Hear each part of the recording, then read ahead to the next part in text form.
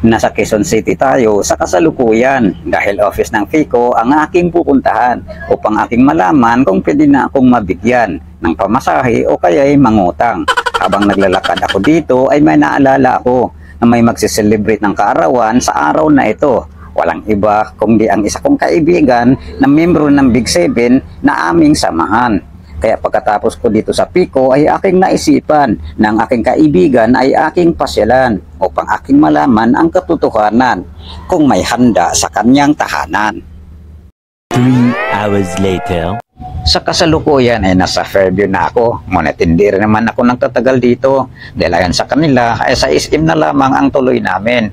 At itong si Madam naman ay nais namang makiayon sa makabagong teknolohiya sa ngayon dahil sawa na siya umano sa paggamit ng kanyang medyo antidated o luma ng mga gamit sa pagluluto, kagaya halimbawa ng kanyang gas range at iba pang gamit niya sa pagluluto, lalong-lalo na sa paggamit ng dirty kitchen. Kaya mag-invest daw siya ng mga high-tech na gamit sa pagluluto at hindi ko alam kung ano-ano ang mga ito at siya lamang ang nakakaalam dito. At itong pinsan ko naman ay sawa na rin umano sa paggamit ng kanyang Mirage. Kaya bago daw kami tumuloy ng SM, dadaan muna kami sa Mitsubishi Motors dahil nais naman niyang mag-uwi ng isang expander.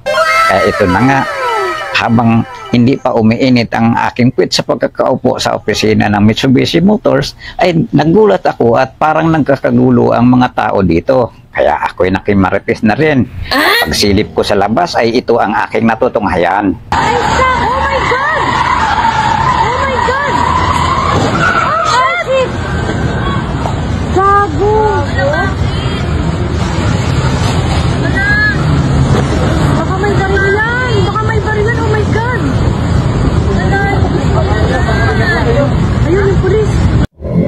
Dahil sa pangyayari ay tuluyan ko nang nilisan ang upuan sa aking kinaroroonan dahil gusto ko sanang puntahan ang lugar ng pinangyarihan. Ngunit ako'y biglang natigilan ng aking mapagtanto na isa itong gasolinahan at baka magliyab at ako'y masabugan. Kaya ako'y nanatili na lamang dun sa aking kinaroroonan. Mabuti na lamang ay may nakasaksi sa pangyayari doon sa aking hinimpilan. Bagamat di alam ang tunay na dahilan, at least kanilang nasaksihan ang pangyayari sa kabilang lansangan. Ayon sa usap-usapan dito, nilapitan na pala umano ng pulis ang SUV-ng ito. Ngunit maya ito'y biglang umatras ng walang pakundangan at pumasok nga doon sa gasolinahan. At mabuti na lamang at walang nasaktan sa mga tauhan dahil sila'y nakatakbo at nahintakutan. O siya, nandito na pala sila ni Madam, kaya kami dito na ay lilisan dahil sa SM naman talaga dapat ang aming pupuntahan.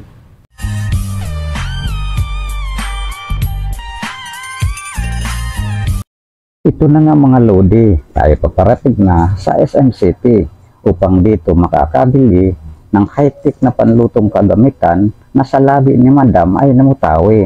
Pagpasok namin sa labi ay sa appliance section kami dumiretso upang makapili na si Madam sa appliance na kanyang gusto. Nang makita na ni Madam ang kailangan ay ina-approach agad ang sales clerk ng tindahan nang may handa na ang resibong kailangan upang matapos na ang usapan. Ngunit nasangkot din pala sa pirmahan ang isa sa aking kasamahan.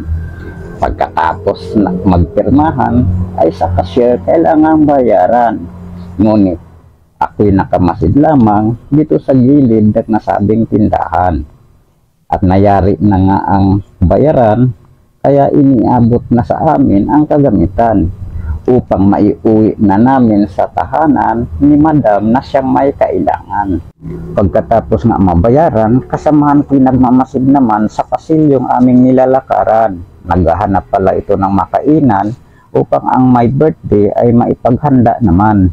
Nang makita na nga ang kainan na gusto, kami ay humimpil muna dito. At nang ma-order na ang nais, lumubo naman ang aming sikmurang umintis. Kahit busog na ay di pa rin kontento, naghanap na naman ng pang-dessert kuno. Ang hanap ay tindahan ng abukado, abukadorya pa ang gusto. Pagkatapos na naming malantakan, ang abukado shake na naibigan. Kailangan na rin naming lumisan nang sa ganon ay makapagpahinga naman ang aming mga tiyan. O paano, hanggang dito na lamang ang kwento at banding ng may birthdayhan. Kaya kami na magsisiuwian sa aming kanya-kanyang tahanan. At sana'y inyong naibigan ang banding at kwento ng barkadahan. Sana'y maulit pa ang ganitong gimikan pagsapit muli ni Big Sebi ng kanyang kaarawan. Maraming salamat po.